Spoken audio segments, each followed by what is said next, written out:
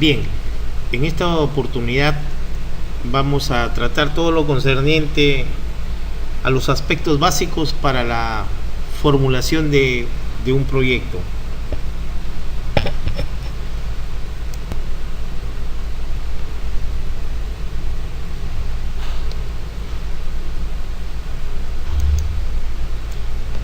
Y para la formulación de un proyecto surgen una serie de preguntas y orientaciones para su formulación.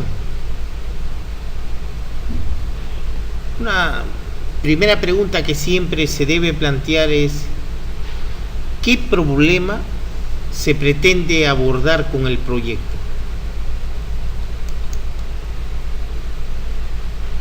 Otra de las preguntas para la formulación de un proyecto es: ¿por qué se requiere? O sea, aquí tenemos que hablar todo lo concerniente a la fundamentación. ¿A quiénes se dirigirá? En este caso, lógicamente estamos hablando de una población determinada, ¿no? La localización. Surge esta con la pregunta: ¿dónde se efectuará?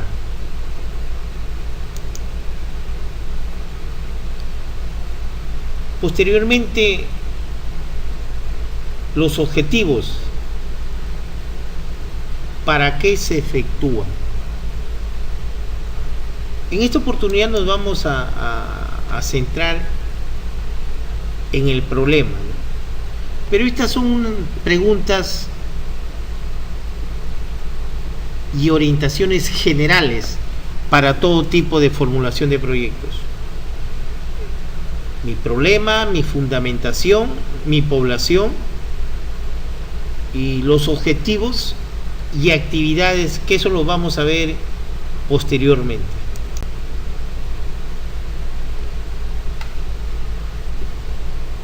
Para la formulación del proyecto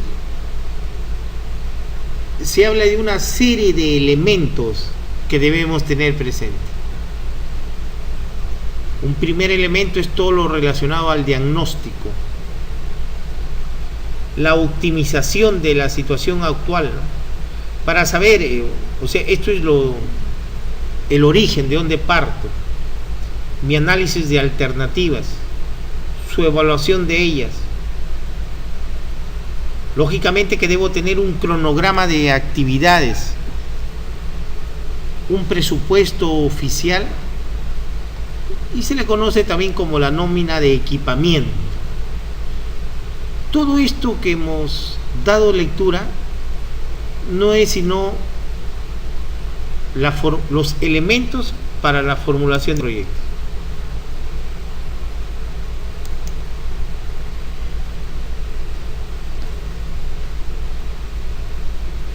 Siempre es necesario, al elaborar un proyecto, sea este de investigación, de inversión, lo que fuere, que el perfilero conozca el diagnóstico, ¿no? Para con certeza poder actuar. ¿Cómo se define el diagnóstico? Es el proceso de análisis, medición e interpretación que ayuda a identificar situaciones, problemas y los factores implicados. ¿Con qué finalidad, queridos alumnos? Con la de obtener antecedentes necesarios para planificar y orientar la acción.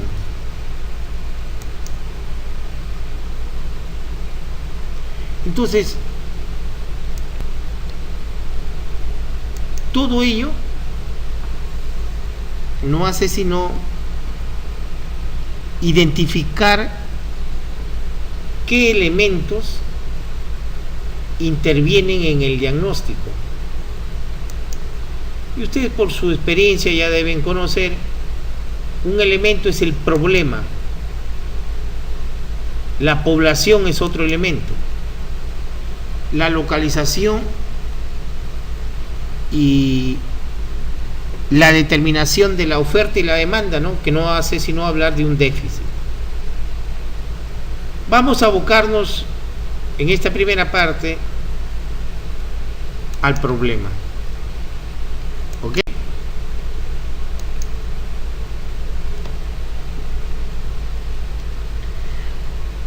Para poder hablar del problema de mi proyecto, lógicamente que yo he tenido que tener algunas fuentes de información, ¿no? Esas fuentes de información no hacen sino identificar mi problema central.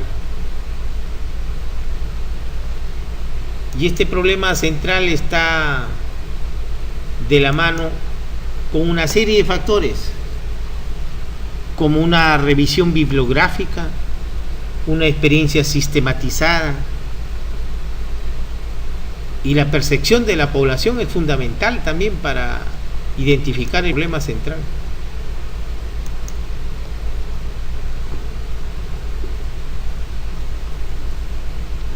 ¿Qué técnicas debemos precisar en el problema? Quiero manifestarles que existen diversas técnicas o herramientas que facilitan el análisis de un problema. Una técnica conocida es la espina de pescado, ¿no? Y el árbol de problemas. Todo esto hoy en día muy común ya en los estudios de posgrado, ¿no?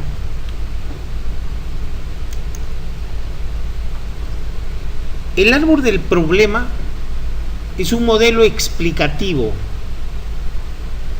es un esquema simplificado de la realidad y se elabora de forma participativa mediante aproximaciones sucesivas.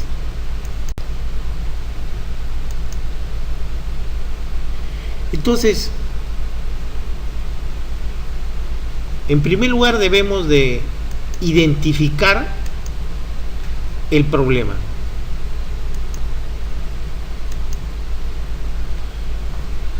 ¿Y cómo identifico el problema?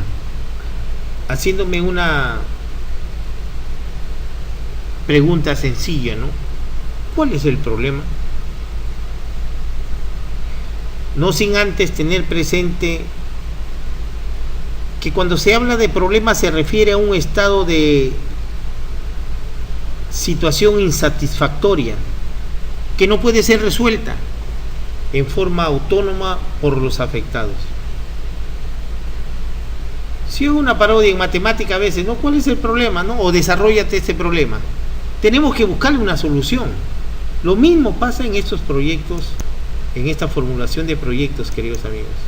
Sea cual fuera el proyecto, repito, de investigación, de inversión, en fin. ¿Qué requiero yo para la elaboración del árbol del problema? El primer punto es identificar los principales problemas de la situación analizada. Por experiencia les comento que en estos casos se procede a veces a una lluvia de ideas, ¿no? Y de esa lluvia de ideas se me va esclareciendo para tratar de poder identificar mi problema central, ¿no? Entonces, formulo el problema para después definir las causas y los efectos del problema y poder verificar su importancia. Entonces, con las causas y efectos, mi árbol de problemas va a tener que ir solucionándose.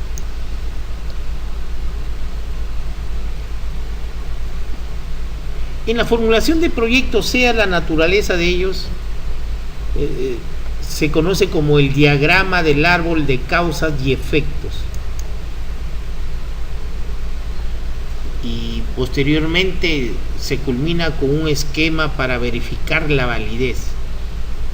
Esos son los pasos y quiero que ustedes se centren en esto Esta diapositiva es de vital importancia para que acá en Camposol no sigan cometiendo o no tengan dificultad de cómo elaborar un árbol de problemas. Posteriormente vamos a ver el árbol de medios y fines, o es la solución, ¿no?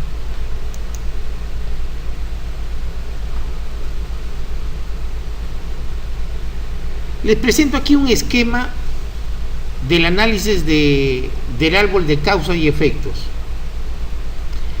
En la parte central siempre va el problema central.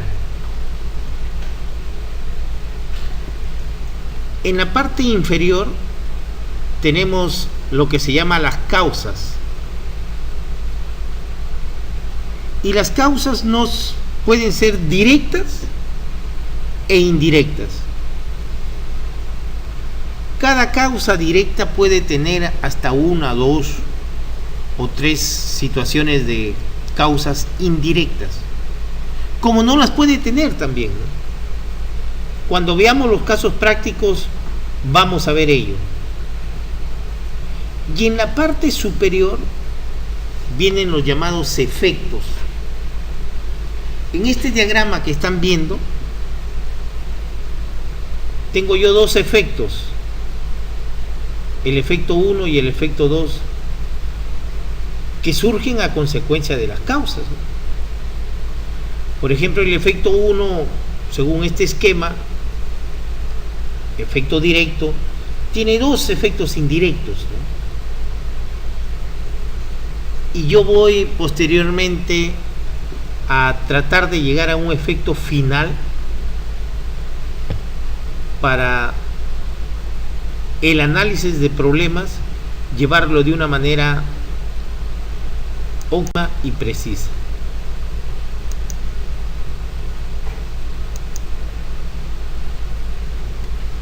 Por ejemplo, si yo tengo un problema, ustedes, Camposol, que son productores de espárrago, de palta, de mango o de frutas, acá hay un problema central: el deterioro de la fruta en la recolección.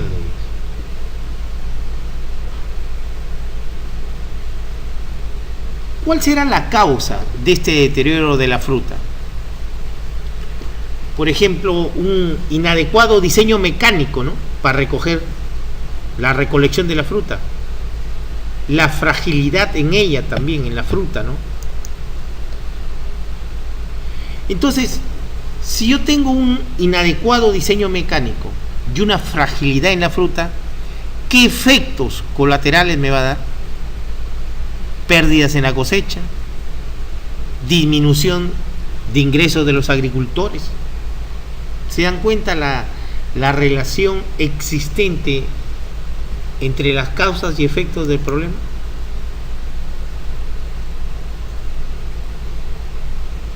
No olvidar que entre ellas debe guardarse una integración. Ahora veamos las fases de selección de estrategias de intervención.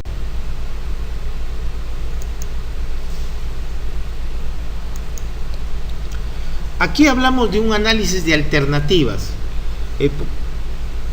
Por eso en los proyectos, cuando se presentan, ¿no?, ¿y qué alternativa cojo?, ¿no? En algunos casos se trabajan con la de menor costo. Entonces, para el análisis de alternativas, yo tengo que identificar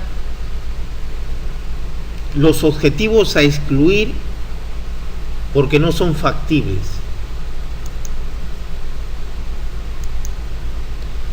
Debo identificar diferentes etapas de medios y fines. Fíjense que esta parte ya de medios y fines corresponde al árbol de solución, ¿no?, al árbol de objetivos también llamado. Que estas son posibles estrategias alternativas para el proyecto.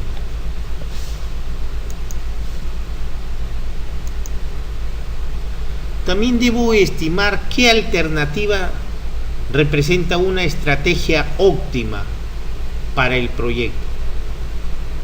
Entonces acá tengo que utilizar una serie de criterios, como los recursos disponibles, la probabilidad de alcanzar objetivos, la factibilidad política, un impacto duradero.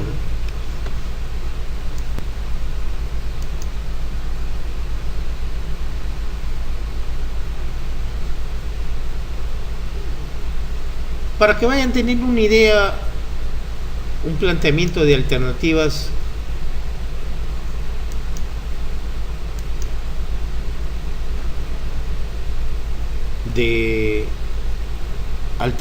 formuladas.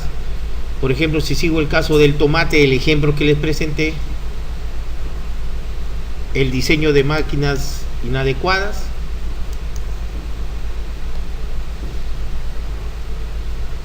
y les hablaba el deterioro de una variedad de fruta a la recolección mecánica.